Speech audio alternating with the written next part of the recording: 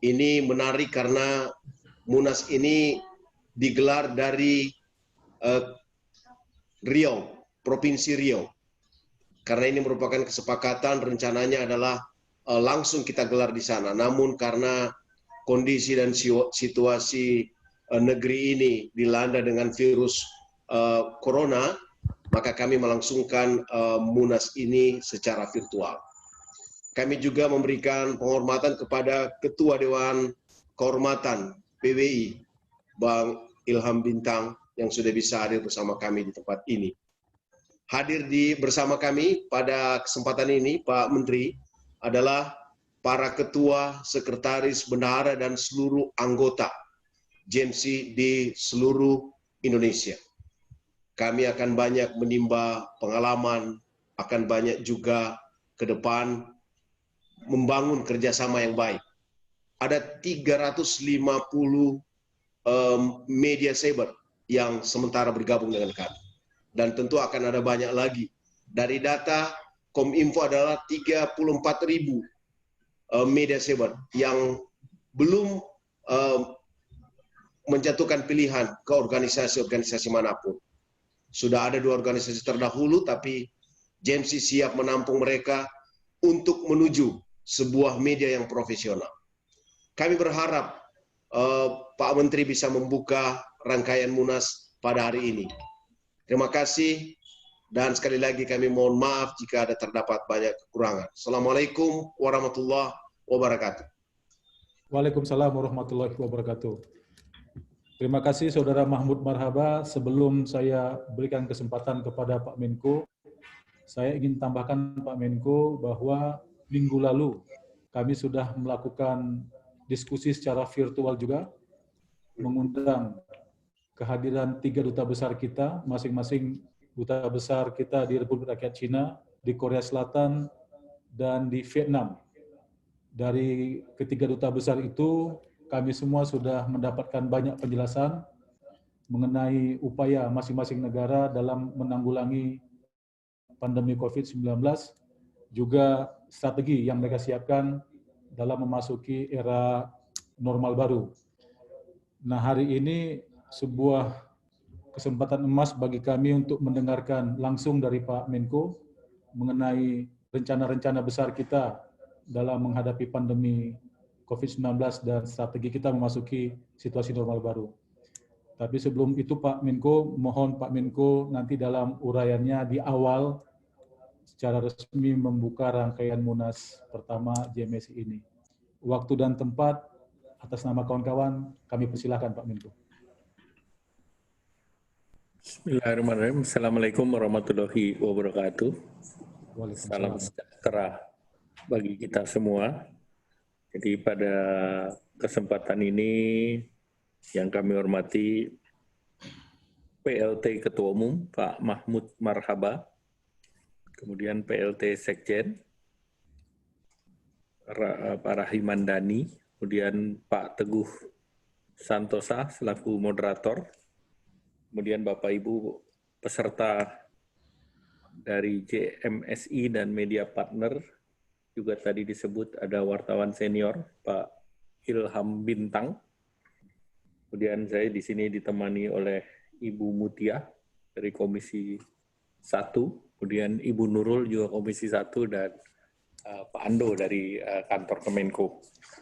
Jadi pada kesempatan ini kami mau mengucapkan puji syukur kehadirat Allah Subhanahu wa taala karena dalam acara ini adalah bagian dari rangkaian Munas yang pertama dengan agenda menetapkan anggaran dasar dan mencabut titel PLT atau memilih ketua umum. Sehingga nanti pasca Munas ini tidak ada PLT ketum maupun PLT sekjen. Nah, kemudian untuk itu dengan mengucapkan Bismillahirrahmanirrahim, maka secara resmi saya membuka Munas pertama ini.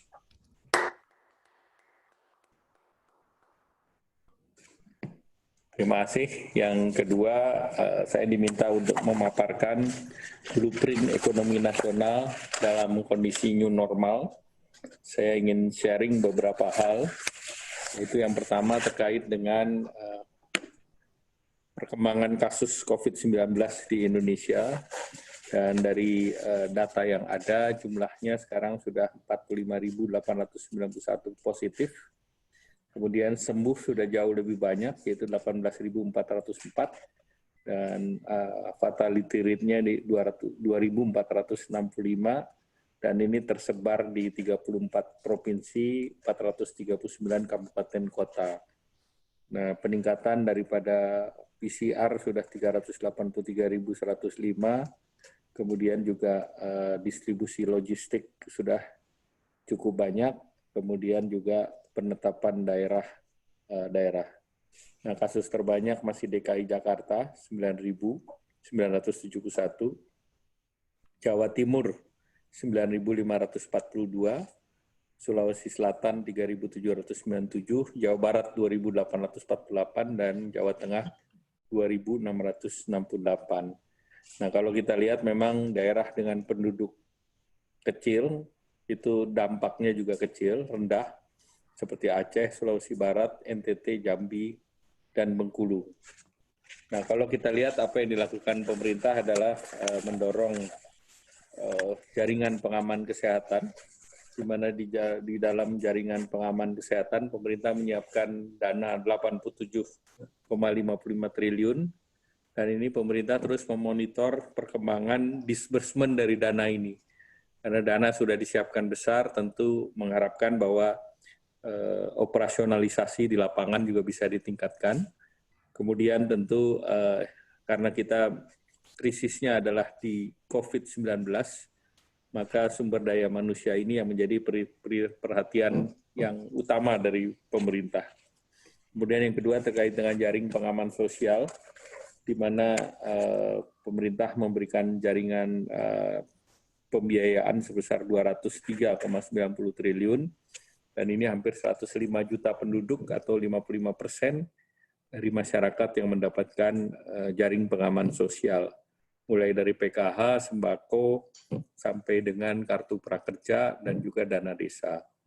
Kemudian di sektor ekonomi, pemerintah mendorong berbagai kegiatan, insentif usaha, kementerian lembaga, dan Pemda yang jumlahnya 266,72 triliun. Kemudian untuk sektor keuangan termasuk untuk pembiayaan UMKM dan korporasi yang besarnya 177,03 triliun. Nah, kalau kita lihat berbagai indikator yang ada, baik itu dari penjualan retail, kemudian penjualan otomotif, dari Consumer Expectation Index, kemudian dari PMI, Purchase Manager Index, seluruhnya posisinya turun, namun di akhir bulan Mei ini mulai ada spike, mulai ada naik, sehingga tentu pemerintah berharap dengan kegiatan yang new normal, itu bisa juga menahan bertambahnya korban PHK. Nah, beberapa aktivitas ekonomi terlihat bahwa dengan Night Light Intensity Index dari data dari NASA, aktivitas ekonomi itu terlihat apabila lampunya nyala. Jadi kalau kita lihat berdasarkan data satelit, daerah-daerah merah itu aktivitasnya masih sangat terbatas, sedangkan yang warna biru itu lebih aktif, dan untuk biru tua itu sudah lebih aktif lagi. Sehingga sudah terlihat bahwa kegiatan-kegiatan sudah kembali mendekati atau menuju arah kegiatan ekonomi di masyarakat. Nah, dalam percepatan pemulihan ekonomi itu, pemerintah melakukan beberapa hal yang menjadi perhatian, yaitu penurunan perekonomian, di mana dalam penurunan perekonomian itu Indonesia adalah satu dari 3 negara yang di kuartal pertama masih menunjukkan positif, yaitu 2,97 bersama Cina dan India, di mana hampir seluruh negara lain sudah masuk di dalam zona merah, artinya hampir seluruh negara masuk di dalam zona resesi. Kemudian kita juga melihat terjadi peningkatan pengangguran juga di Indonesia, di mana data yang sudah tercatat sebesar di Kemnaker sebesar 1,7 juta, sedangkan yang belum terverifikasi sebesar 1,2 juta, jadi ini mendekati 3 juta. Sedangkan mereka yang belum kerja sebelum pandemi itu sebesar 7 juta. Sehingga tentu yang mesti kita jaga peningkatan kemiskinan dari nirpur yang pemerintah dorong dalam bentuk pengaman masyarakat. Kemudian pemerintah melakukan beberapa strategi, yaitu exit strategi, kemudian program pemulihan ekonomi nasional, dan juga riset transformasi ekonomi.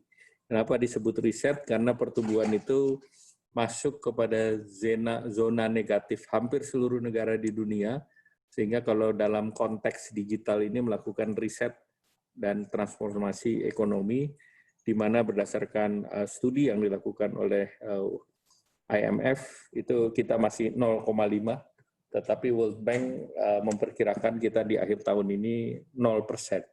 Dan di tahun 2021 kita rebound ke sekitar 5%. Nah, jadi pemerintah tadi saya sudah sampaikan bahwa beberapa program yang masuk di dalam kesehatan antara lain untuk tenaga medis, santunan kematian, iuran JKN, kemudian juga insentif perpajakan, seluruh APD, alkes, dan pengobatan diberikan insentif perpajakan. Kemudian ada perlindungan sosial, baik itu PKH, sembako, bansos, diskon listrik 450 VA gratis, 450 sampai 900 itu 50%, kemudian bantuan pangan dan BLT desa.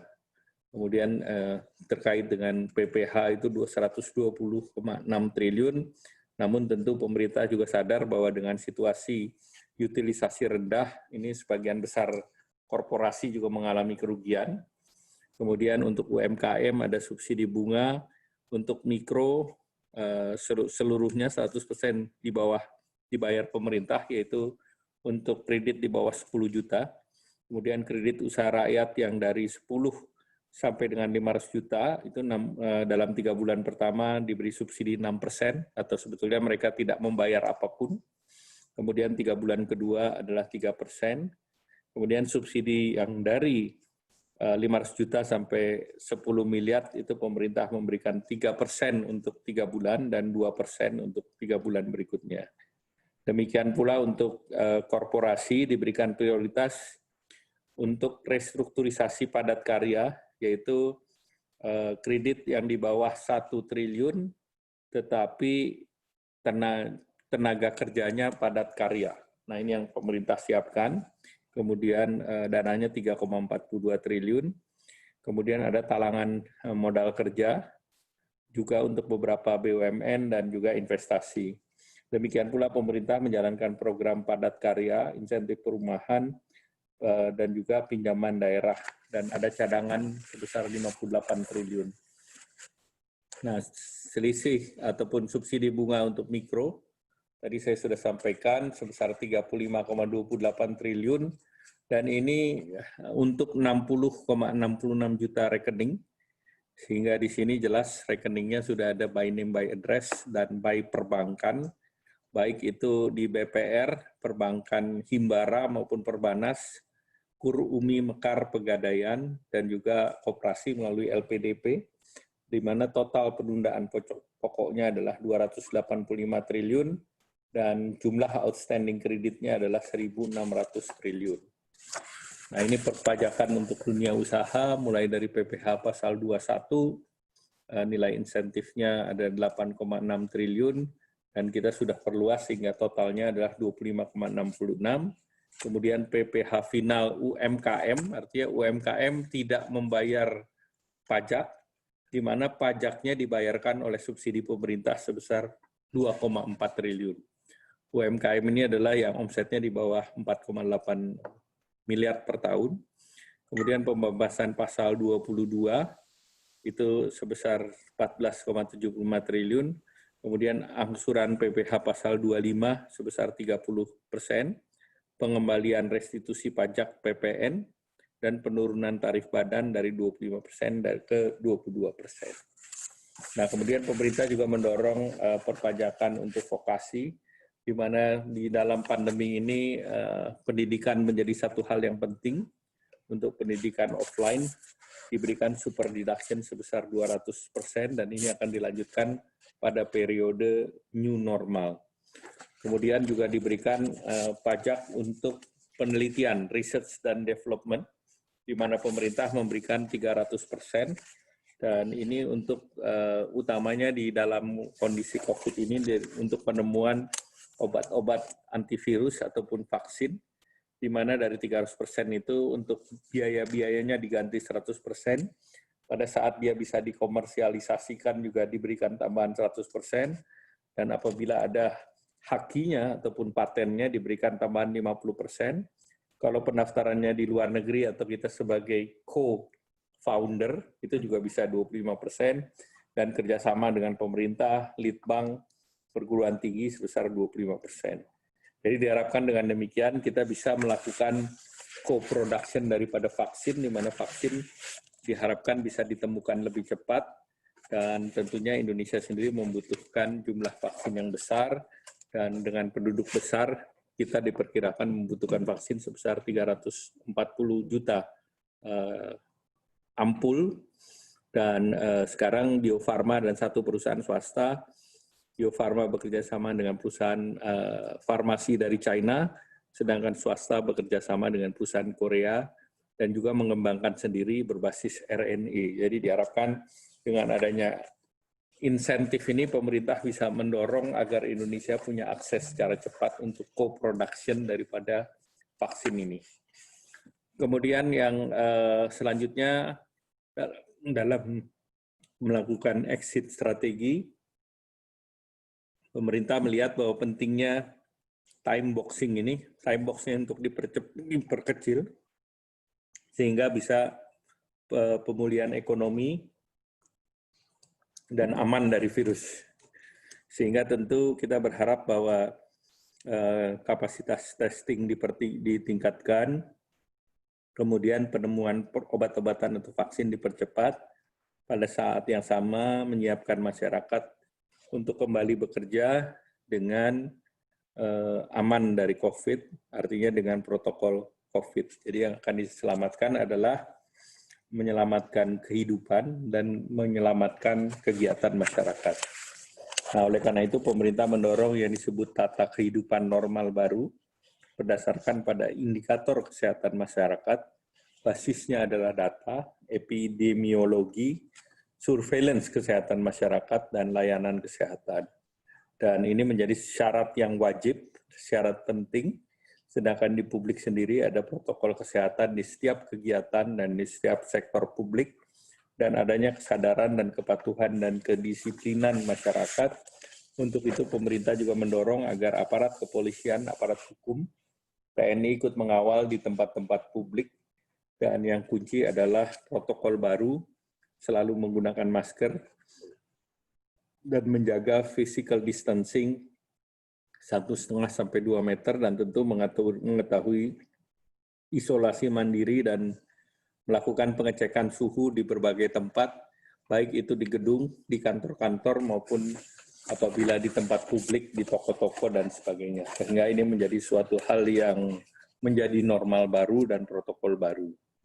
Nah, kemudian pemerintah juga mendorong dalam blueprint pertumbuhan ekonomi nasional bahwa beberapa hal yang didorong akibat pandemi ini terjadi utilisasi turun di bawah 50%, terjadi gangguan daripada value chain, di mana value chain ini yang sebagian besar tergantung daripada China, seperti misalnya aktif ingredient untuk farmasi perlu mencarikan tempat-tempat lain seperti di India, Bangladesh, ataupun yang lain.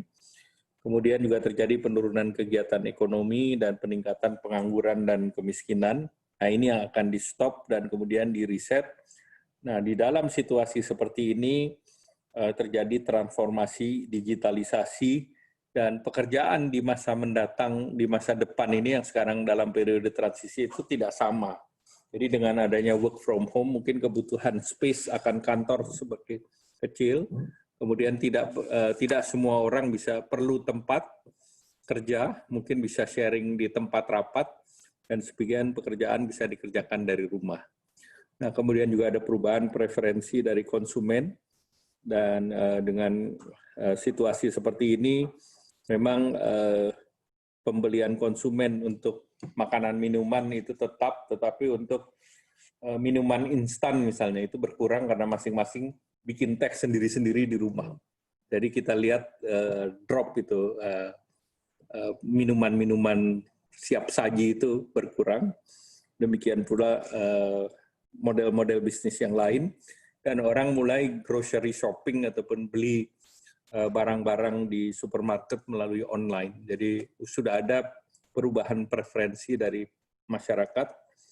Nah, kemudian di dalam transformasi ekonomi ini beberapa hal yang kemarin kita bahas terkait dengan revolusi industri keempat. Nah, ini justru diakselerasi dengan digitalisasi.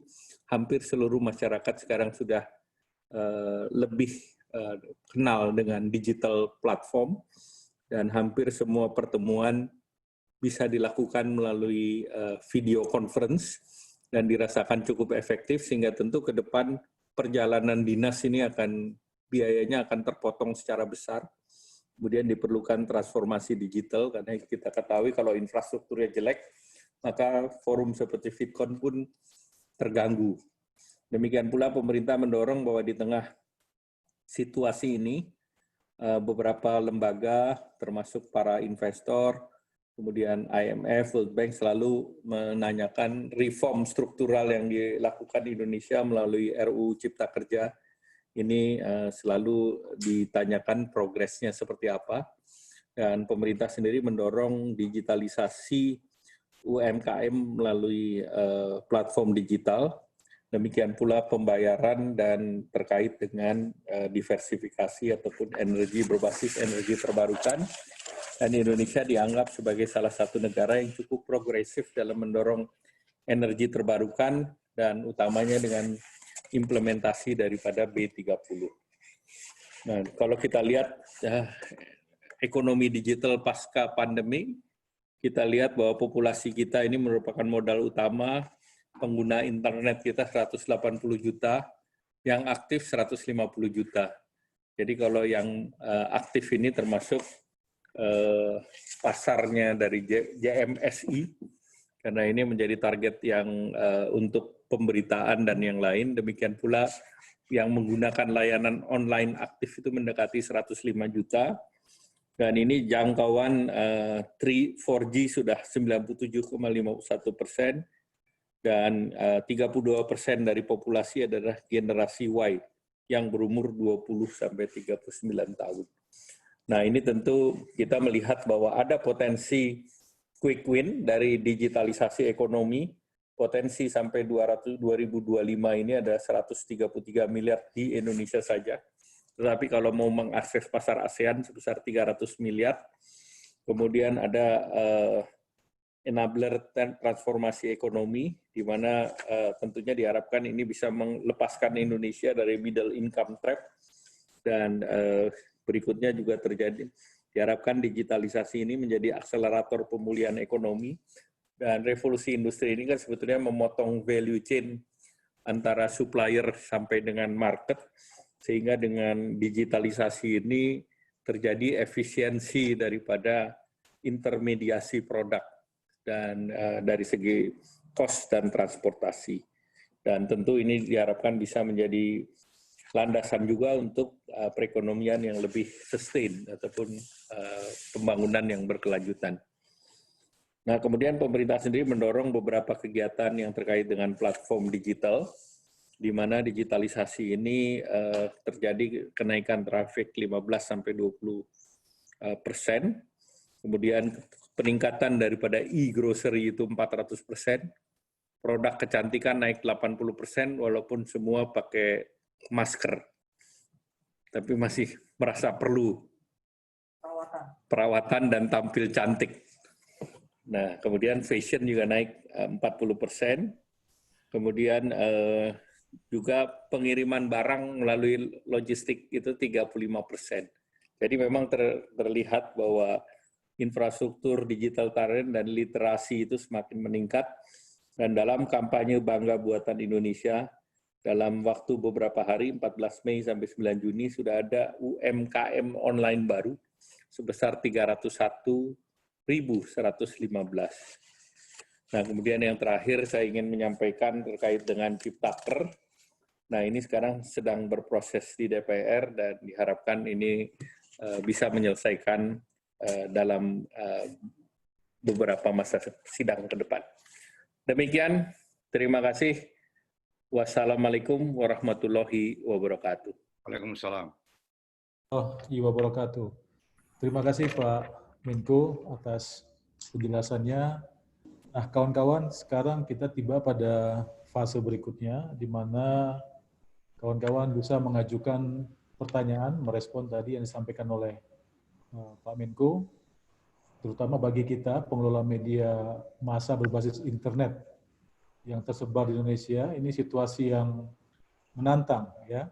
Pak Menko mungkin juga sudah dengar-dengar lah, kawan-kawan pengelola media massa berbasis internet itu, jangankan di daerah, di Jakarta juga banyak yang mesti melakukan manuver-manuver khas ya untuk bisa bertahan hidup dalam 3-4 bulan belakangan ini.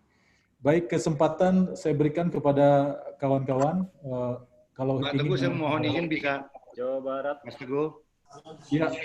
Saya mohon izin. Selamat sore Pak Menteri. Silakan. Siapa ini? Ya, saya mau pamit malah Pak Menteri, minta maaf. Bang Ilham. Ya, Bang Ilham. Tadi presentasinya bagus sekali. Terima kasih. Ringkas dan semua ilmu. Tapi saya ada kerjaan lain Pak Menteri, mohon maaf kalau nggak bisa ikutin. Tapi saya tinggal ada pemberet cek itu yang ikut, namanya Ariful Hakim. Salam juga buat Mbak Mutia dan Mbak Nurul. Terima kasih, Waalaikumsalam. Waalaikumsalam. Ya Mbak ya, Pak Menteri salam. Sampai ketemu. Terima kasih Pak Ilham Bintang. Oh ya, Bang Ilham pamit. Baik, makasih Bang Ilham. Silakan Jawa Barat tadi ingin bertanya. Siap. Assalamualaikum warahmatullahi wabarakatuh. Waalaikumsalam warahmatullahi wabarakatuh. Selamat sore Pak Menteri. To the point saja, seperti tadi disampaikan oleh Bang Teguh, kira-kira apa insentif yang bisa membantu media-media online tetap survive atau bahkan mungkin bisa mengembangkan bisnisnya di Indonesia di tengah pandemi seperti ini? Itu saja mungkin Pak Menteri. Baik Pak Menteri, saya kira bisa dijawab langsung Pak, biar satu-satu tuntas. Jadi kalau yang terkait dengan apa yang pernah diminta oleh PWI, itu terkait dengan perpajakan kita sudah berikan. Ya. Mungkin kalau terkait dengan media-media lain tentu yang pasti yang diharapkan adalah terkait dengan iklan. Nah tentu iklan nanti perlu dibicarakan dengan ketua asosiasi yang terpilih nanti. Terima kasih. Baik, saya beri kesempatan kepada Aceh, Bung Hendro Zaki, silakan. Assalamualaikum Pak Menteri. Waalaikumsalam. Saya Hendro Zaki dari Aceh, Pak. Kebetulan delegasi Aceh hari ini juga dihadiri oleh Bapak Dinas Kominfo Provinsi Aceh. Ada dua hal yang ingin kita tanyakan di sini, Pak. Yang pertama itu terkait dengan kebijakan dana refocusing yang telah dilakukan oleh pemerintah Aceh. Sebagaimana yang Bapak paparkan tadi bahwa sejak pemberlakuan masa darurat COVID itu ekonomi di Aceh kan mengalami kelumpuhan Pak ya, baik sektor pariwisata, sektor pendidikan dan lainnya. Nah kemudian sesuai dengan PMK dan juga Permendagri, itu pemerintah Aceh telah melakukan refocusing anggaran APBD tahun 2020. Nah, persoalannya kemudian dampak dari refocusing itu kan lebih dari 1.000 kegiatan, program dan kegiatan yang semestinya itu menjadi program dan kegiatan APBD itu kan dilakukan pemangkasan, Pak. Nah, dana refocusing kemudian itu dialokasikan senilai 1,7 triliun. Nah, persoalannya kemudian hari ini adalah bahwa dana yang telah dialokasikan untuk refocusing itu tidak bisa dicairkan. Pemerintah Aceh selalu beralasan bahwa penetapan pembatasan sosial berskala besar harus dana refocusing itu terutama untuk sosial safety net atau jaring pengaman sosial yang bisa dibagikan kepada masyarakat. Nah, pertanyaan saya adalah, apa benar bahwa penetapan status PSBB harus menjadi dasar untuk pencairan APBD refocusing, Pak? Demikian, Pak Menteri, mohon jawabannya. Terima kasih. Baik, Jadi terima kasih. kalau APBD-nya khusus untuk dana kesehatan dan bantuan sosial kemasyarakatan, tentu itu terkait dengan PSBB. Namun tentu kalau terkait dengan jaring pengaman perekonomian, nah ini tentu kebijakan dari pemerintah daerah setempat. Kecuali kalau terkait dengan restrukturisasi kredit, nah itu dari pusat. Jadi artinya kalau usaha kecil dan menengah itu sebetulnya dengan POJK nomor 11 itu sudah bisa mengajukan masing-masing untuk restrukturisasi pembayaran hutang maupun prinsipalnya. Sehingga prinsipal maupun bunganya itu ditanggung oleh pemerintah. Nah, khusus untuk kredit usaha rakyat misalnya pemerintah sudah bisa langsung jalan dengan bank-bank himbara atau perbanas itu sebesar 6% untuk 3 bulan dan 3% untuk 3 bulan berikutnya. Nah, sedangkan mereka yang memanfaatkan kredit dari ULAM ataupun dari pegadaian itu bunganya pun ditanggung pemerintah. Nah, ini instan bisa berlaku, dan apabila ada pengusaha yang belum pernah dapat KUR, ingin mendapatkan KUR, nah langsung mendapatkan grace period sesuai dengan mereka yang mendapatkan sebelumnya. Jadi program dari pusat bisa langsung, program dari daerah yang terkait dengan PSBB, nah itu tentu dikaitkan dengan pemerintah daerah itu sendiri. Kecuali yang DAK dengan Kemdagri juga. Demikian, terima kasih. Baik, terima kasih Pak Menteri. Dari Aceh saya ke Lampung. Silakan Pak Barusman.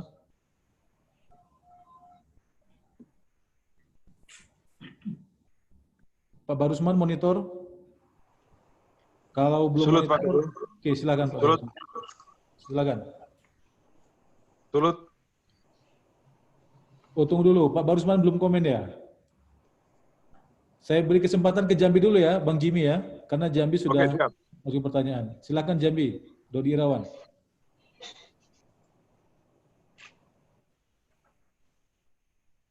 Jambi, monitor. Monitor. Oke, silakan. Assalamualaikum Pak Menteri. Waalaikumsalam. Saya terdepan juga Pak, mungkin sama dengan senior saya yang dari Aceh tadi. Masalah anggaran untuk media-media online ini Pak. Ini kalau di Jambi terdampak itu Pak dari pemangkasan anggaran yang dari pusat itu. Selama ini kan ada kerjasama advertorial antara pemerintah provinsi dengan media-media cetak, elektronik juga termasuk online. Tapi sejak masa COVID ini, karena adanya pemangkasan itu, dalam sebulan terakhir, itu sudah diumumkan bahwa kerjasama itu di-stop semua, Pak. Nah, ini dampaknya sangat fatal, Pak Menteri. Karena semua media di Jambi itu boleh dibilang 70% itu bekerja sama dengan Pemprov dan Pemkap dan Pemkot juga. Informasi yang kami dapat sudah beberapa kabupaten dan kota juga memangkas anggaran itu untuk kerjasama dengan media ini.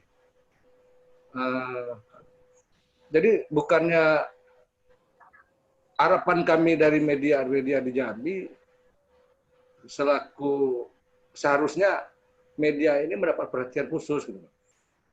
Tapi sekarang malah dipangkas, bukan malah tidak ada sama sekali gitu Pak Menteri. Jadi pertanyaan saya, ini bagaimana solusinya nih Pak? Karena sekarang ini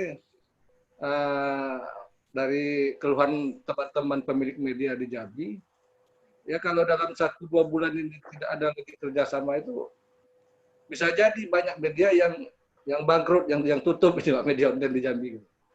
Jadi itu aja Pak Menteri. Wassalamualaikum warahmatullahi wabarakatuh. Waalaikumsalam. Waalaikumsalam. Iya, kalau terkait pertanyaan ini tentu ini terkait dengan kebijakan di Pemda masing-masing. Tapi yang pemerintah bisa lakukan kan sebetulnya kebijakan pusat dalam terkait dengan perpajakan dan juga terkait dengan kebijakan untuk UMKM melalui perbankan ataupun lembaga-lembaga keuangan. Jadi tentu pemerintah daerah inilah yang perlu nanti disampaikan pentingnya bekerja sama dengan media-media tersebut. Sehingga tentu ini nanti disampaikannya melalui teman-teman di DPR. Karena ini penting antara DPRD dan pemerintah daerah. Demikian, terima kasih. Terima kasih Pak Menteri. Saya beri kesempatan kepada Bang Jimmy dari Sulut yang tadi mengajukan pertanyaan. Silakan Bang Jimmy. Terima kasih Pak Teguh. Assalamualaikum warahmatullahi wabarakatuh. Waalaikumsalam warahmatullahi wabarakatuh. Pak Menteri, izinkan saya memperkenalkan diri Jimmy Senduk dari Sulawesi Utara. Saya melihat data-data ini, Pak, sangat luar biasa antisipasi pemerintah dalam rangka penanganan COVID-19. Ada beberapa strategi dan langkah-langkah yang saya lihat keberpihakan kepada kepentingan masyarakat dalam rangka COVID-19 ini luar biasa. Cuma ada kekhawatiran saya apabila dalam rangka penggunaan dana ini bisa saja mereka terjadi salah pakai, Pak. Salah pakai dalam arti kesalahan mereka dalam memanfaatkan dana tersebut. Nah, antisipasi ini mungkin perlu dilipat gandakan pengawasan, Pak. Nah, dari pemerintah sendiri, khusus dari Kemenko, apakah ada langkah-langkah seperti itu, terutama Pak dalam masa transisi new normal ini dan menghadapi pilkada nanti yang bisa saja terjadi hal-hal yang tidak diinginkan. Cuman itu Pak Menteri, terima kasih atas kesempatan. Assalamualaikum. Terima kasih Bang Jimmy. Pak Menko silakan. Ya, jadi memang ada ada tantangan tersendiri dalam penyaluran kegiatan-kegiatan tersebut. Satu, kekhawatiran salah pakai. Yang kedua, tidak berani pakai. Jadi kalau tidak berani pakai pun efektivitas operasionalisasinya tidak terjadi. Nah, oleh karena itu pemerintah melakukan pengawalan dengan LKPP, dengan BPKP, dan dengan berbagai lembaga, Kejaksaan Agung, Kepolisian, bahkan dengan KPK. Sehingga dalam pelaksanaan program ini, operasionalisasinya itu diharapkan bisa sampai ke masyarakat tanpa membebani dengan proses yang begitu panjang. Karena kalau program baik, implementasinya terlalu panjang, maka ini juga tidak sampai. Nah, oleh karena itu, Bapak Presiden sangat concern mengenai operasionalisasi dan operasionalisasi dengan akuntabilitas yang tinggi. Oleh karena itu kegiatan seperti ini menjadi penting karena pemerintah menyampaikan secara transparan program-program apa yang ada dan silakan masyarakat bisa mengakses program-program tersebut. Demikian, Pak. Terima kasih. Terima kasih Pak Menko. Saya ke NTB silakan.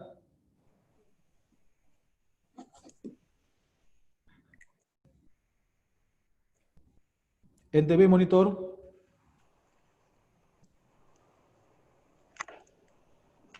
Bang Rasid. Assalamualaikum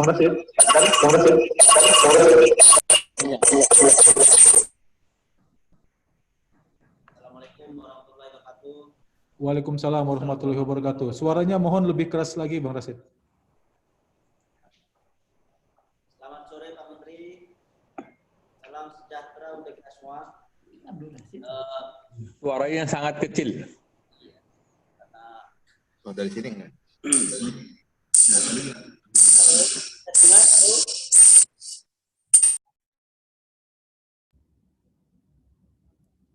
Bang Rasid, mohon suaranya dinyalakan dulu mikrofonnya. Pak Menteri juga mohon maaf mikrofonnya sempat off itu Pak Menteri. Assalamualaikum warahmatullahi wabarakatuh. Waalaikumsalam. Selamat sore Pak Menteri, salam sejahtera untuk kita semua. Udah poin aja Pak Menteri. Jadi ada 3 hal yang perlu saya tanyakan dari NTB. Pertama, riset dan transformasi ekonomi ke arah mana kira-kira, dan ada atau tidak referensi atau yang menunjukkan ke arah perubahan yang positif.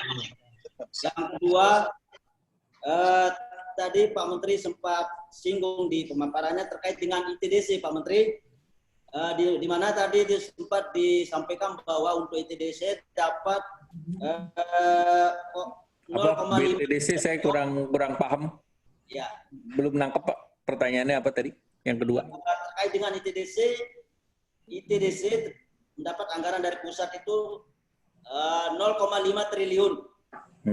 Kira-kira peruntukannya untuk apa? Karena sejauh ini belum ada kelihatan plan action-nya Pak Menteri. Yang ketiga terkait dengan rapid test untuk subsidi untuk rakyat Pak Menteri. Karena kasus untuk masuk ke Bali misalkan rapid test itu untuk rakyat ini tarifnya dari 300 sampai 510.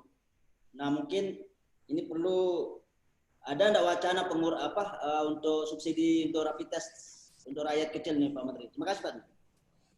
Silakan Pak. Terima kasih. Terkait dengan transformasi ekonomi, tentu pemerintah akan dorong salah satunya melalui digitalisasi. Dan digitalisasi ini konsentrasinya kepada usaha kecil dan menengah, sehingga dari mereka tetap bisa bergerak walaupun dalam situasi keterbatasan. Dan ini pemerintah terus melakukan kampanye secara nasional.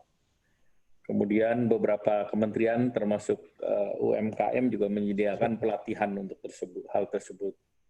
Kemudian ITDC ini terkait dengan persiapan tahun depan ya,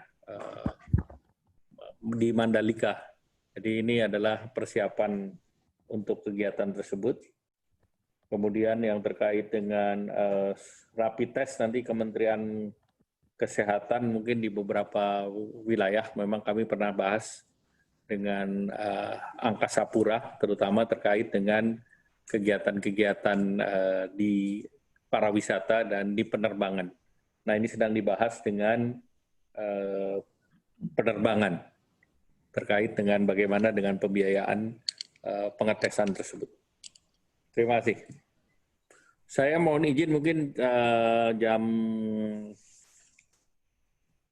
5 menit lagi saya mesti ada agenda lanjutan. Terima kasih. Baik. Terima kasih Pak Menteri. Saya beri kesempatan ke Jakarta dulu. Silahkan Bung Darmawan. Assalamualaikum warahmatullahi wabarakatuh. Waalaikumsalam. Saya Darmawan Sepriosa dari Jakarta.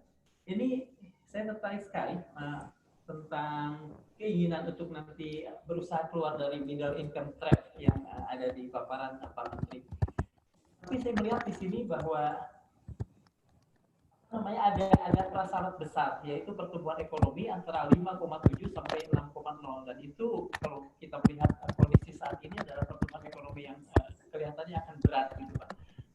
Ingin saya tanyakan langkah-langkah seperti apa yang kira-kira bisa mewujudkan pertumbuhan seperti ini sehingga kita bisa keluar dari middle income trap tadi. Terima kasih. Assalamualaikum warahmatullahi wabarakatuh. Tadi yang disampaikan itu kan program jangka menengah, di mana jangka pendeknya kita keluar dari COVID. Nah, keluar dari COVID ini salah satunya adalah pemerintah menggelontorkan dana yang cukup besar, sebesar 695,2 triliun untuk tahun ini, sehingga masyarakat bisa terjaga daya belinya. Kalau masyarakat terjaga dengan daya beli, kita berharap di kuartal ketiga ekonomi mulai bergeliat kembali. Nah, kalau kuartal 3 naik, maka tentu diharapkannya kuartal keempat juga akan lebih baik. Sehingga pertumbuhan di tahun ini bisa dari 0 sampai 2,3% misalnya.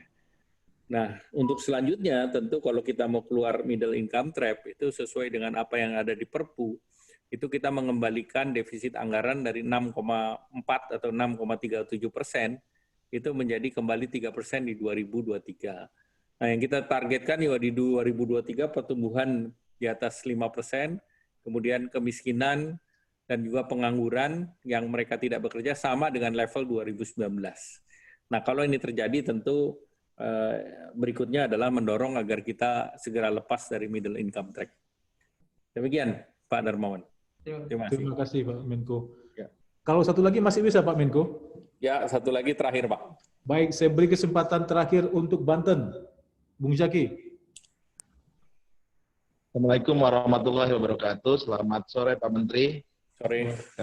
Kami dari JMSI Banten. Ini satu pertanyaan aja singkat, Pak Menteri. Ini soal pengertian relaksasi gitu kan. Karena kan ini relaksasi ekonomi buat masyarakat ini masih belum baku gitu kan pengertiannya. Jadi ada misalnya saya punya sektor usaha media dan punya cicilan. Kita ditawarin oleh bank untuk relaksasi dengan pengurangan anggaran cicilan gitu kan. Tapi ternyata pada realisasinya itu dia ditangguhkan pada tahun berikutnya, cicilannya ditambahin ke situ. Nah, sedangkan persepsi kita relaksasi itu dia misalnya kita apakah dalam 1 tahun itu kosong dulu atau misalnya kalaupun misalnya cicilan itu ditambahkan itu di tahun belakangnya. Kalau ini kan jadi dihitungkan cicil kita misalnya 7 juta dikurangi jadi 3 juta itu ditangguhkan tahun berikutnya. Itu kan bukan menyelesaikan masalah tanpa masalah. Saya kira itu aja sih Pak Menteri, sederhana untuk relaksasi. Terima kasih. Ya, yang pertama diberikan di tahun ini karena tahun ini kan memang relatif perekonomian itu turun drastis dari segi demand side sehingga tentu pembayaran bunga maupun pokok itu pokoknya ditunda, cicilannya disubsidi pemerintah. Jadi bayar cicilan bunganya 0. Nah, itu sampai 6 bulan. Nah, kemudian diharapkan ekonomi kembali pulih. Kalau ekonomi pulih berarti terjadi demand side. Nah, pada saat dia pulih, mungkin perusahaan membutuhkan tambahan modal kerja. Nah, tambahan modal kerja itu bisa dimintakan di perbankan, dan ini tidak masuk di dalam turun kelas, artinya NPL ataupun penundaan cicilan bunga dan pokok ini tidak menjadi kredit itu turun ratingnya menjadi call 2 misalnya. Kualitasnya tetap sehingga dengan demikian masih bisa memperoleh kredit modal kerja. Dan untuk itu pemerintah memberikan jaminan melalui Askrindo dan Jamkrindo, bahkan pemerintah akan menempatkan dana di perbankan. Dengan demikian tentu kredit modal kerja bisa diakses oleh perusahaan-perusahaan yang terrestrukturisasi tersebut. Demikian, terima kasih. Baik, terima kasih Pak Menko. Kawan-kawan semua, mohon maaf, waktu kita memang terbatas sekali, terutama Pak Menko tentu ada kegiatan-kegiatan lain yang lebih penting untuk dihadirkan Pak Menko. Ya. Foto bersama. Ya, kita Pak Menko foto bersama dulu Pak Menko. Ya, silakan pasang gaya terbaik yang kawan-kawan bisa. Foto bersamanya saya screen capture ya. Kita ada 4 halaman, jadi mohon ditahan. 1, 2, 3.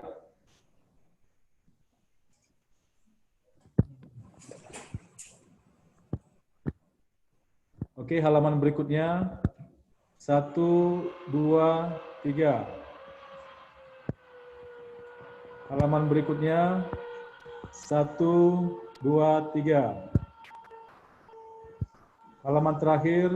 1, 2, 3. Baik. Dengan demikian berakhir sudah acara kita. Kawan-kawan pengurus agar tetap tinggal di ruangan virtual ini selagi kita menyaksikan Pak Menko keluar dari ruangan. Terima kasih Pak Menko. Assalamualaikum warahmatullahi wabarakatuh. Waalaikumsalam warahmatullahi wabarakatuh. Terima kasih. Selamat Munas. Terima kasih. Terima kasih Pak Menteri. Agar PLT-nya lepas jadi definisi. Sukses selalu Pak Menko. Terima kasih Pak Menteri. Ya. Sukses terus. Ya, terima kasih Pak Menteri. Presiden. Pak Menteri dari Jawa Barat. Pak Menteri, Pak Presiden. Pak Menteri. MC Riau hadir. Terima kasih Pak Menteri dari Pohuwato. Sulawesi Selatan, Pak Menteri, Sulawesi Selatan. Menteri dari Sulawesi Utara. Sehat. Terima kasih Pak Menteri dari Pohuwato. Menteri dari Pekanbaru, Menteri. Mbak Nurul. Halo, Mbak Nurul. Apa kabar? Halo Mbak Nurul. Terima kasih. Halo Mbak Nurul, sehat selalu. Sulawesi Selatan, Mbak Nurul. Salam dari Bu Mutia, ada Bu Mutia. Bu Mutia, terima kasih. Ya. Terima kasih. Untuk Bu Mutia. Silakan untuk industri pers. Mutia. Hai di Bu Mutia. Terima kasih Pak Menteri. JMSI Jawa Barat. Bengkulu